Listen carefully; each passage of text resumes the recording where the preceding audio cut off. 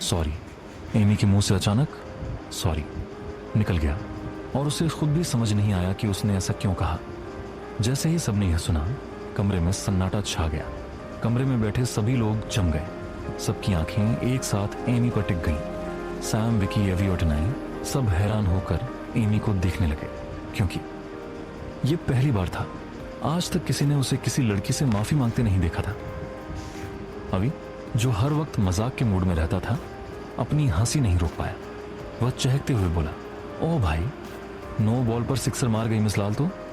आज पहली बार मेरी पूरी लाइफ में एमी भाई ने किसी लड़की को सॉरी बोला है। अवी की आदत थी, वह गंभीर से गंभीर माहौल में भी चुटकुले सुना सकता था। एवी कम बोलता था, लेकिन जब भी बोलता था मजाक ही करता था। उसकी आदत थी हर बात को हल्के में लेना और कभी भी कुछ भी बोल देना। वो अपनी ही दुनिया में रहता था, किसी भी सीरियस माहौल को मजाक में बदल देना उसकी आदत थी। लेकिन एक बार यही आदत उस पर बहुत भारी पड़ी थी। एक दिन अभय किसी बहुत सीरियस बात पर डिस्कशन कर रहा था और उसी वक्त अभी ने बीच में मजाक उड़ा दिया। बस यही उसकी सबसे बड़ी गलती थी।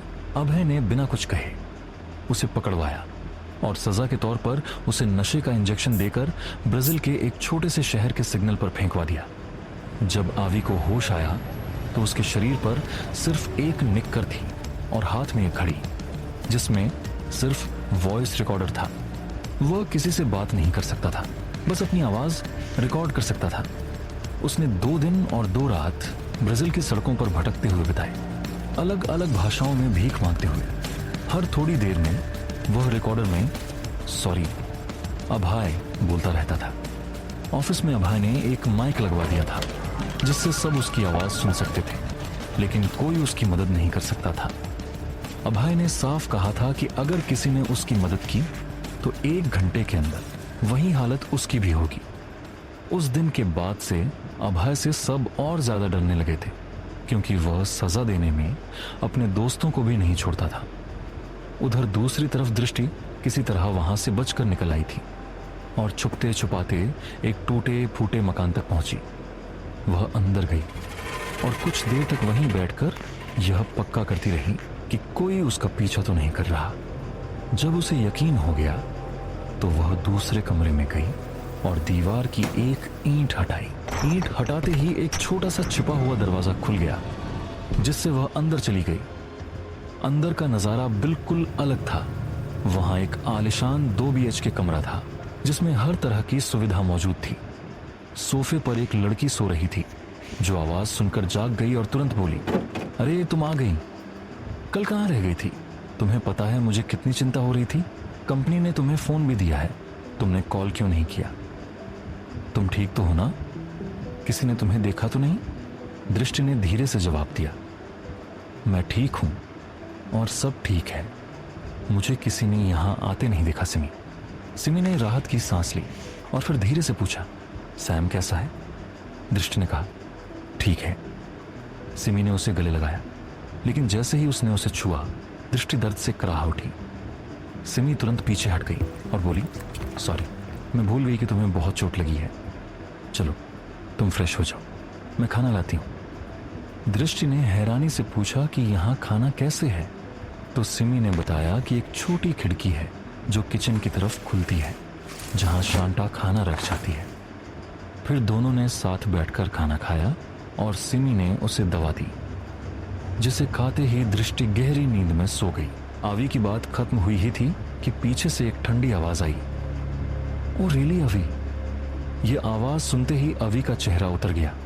वह आवाज वह अच्छी तरह पहचानता था। उसकी हालत खराब हो गई और वह सैम के पीछे छुप गया। सैम धीरे से बोला, ये क्या कर रहा है? मुझे भी तेरे साथ किसी और देश की सड़कों पर भीख मंगवाएगा क्या? अभी डरते हुए बोला, अब भाई भैया, मैं तो बस ऐसे ही बोल गया, अब चुप रहूंगा, प्रॉमिस। अभय ने कुछ नहीं कहा, बस सब पर एक नजर डाली और बोला, 10 बजे के बाद सब तैयार रखना। इतना कहकर वह चला गया और सबके मन में डर बैठ गया कि अब क्या होने वाला है। ऑफिस में माहौल कुछ अलग ही था। सबके चेहरों पर अजीब सी हंसी थी और लोग आपस में फुसफुसा रहे थे। दिशा और आयशा भी मुस्कुरा रही थीं, लेकिन इस बारे में खुलकर कोई कुछ नहीं कह रहा था, लेकिन असली ड्रामा 11वीं मंजिल पर अभय के केबिन में चल रहा था। अभय ने शायद अपने दोस्तों को भी सजा दी थी। उधर अभय के कैबिन में अजीब नजारा था। सैम, विकी, अवी और डिनाई सब सिर्फ अंडरवेयर में घूम रहे थे, लेकिन एमी वहां नहीं था। थोड़ी देर बाद एमी अंदर वाले कमरे से बाहर आया और उसने अपनी कमर और घुटनों के बीच एक बड़ा सा गत्ते का बॉक्स पहन रखा था, क्योंकि शायद उसके पास अंडरवियर भी नहीं था। वह चिढ़ते हुए बोला, सैम यार, सुबह से शाम हो गई, कहीं से पानी का इंतजाम कर, मुझसे अब प्यास नहीं सहा जा रहा। अवी अपनी आदत से लाचार होकर फिर हंस पड़ा। एमी भाई, ऐसा मत करना, विक्की ने पूछा। क्यों?